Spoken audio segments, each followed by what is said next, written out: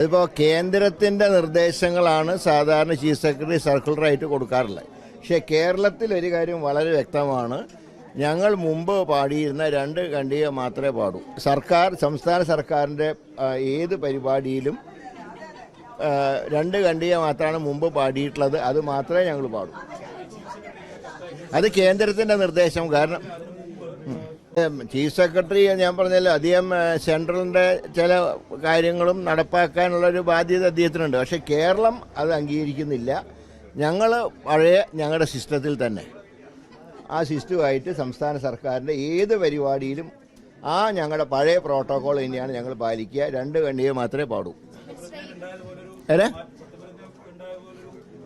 സത്യപ്രതിജ്ഞ എന്ന് പറഞ്ഞാൽ ഗവർണറുടെ സാന്നിധ്യത്തിലാണ്. ഇപ്പോൾ എല്ലായിടത്തും അങ്ങനെയായിരുന്നല്ലോ. എല്ലാ സംസ്ഥാനങ്ങളിലും ഗവർണർ പങ്കെടുക്കുന്നതിൽ സെൻട്രൽ ഗവൺമെൻറ് പ്രോട്ടോക്കോളാണ് പാലിക്കുന്നത്. പക്ഷേ കേരള ഗവൺമെൻറ്റിൻ്റെ ഒരു പരിപാടിയിലും കേന്ദ്രത്തിൻ്റെ പ്രോട്ടോക്കോളല്ല, ഞങ്ങളുടെ പ്രോട്ടോക്കോളാണ് ഞങ്ങൾ പാലിക്കുക.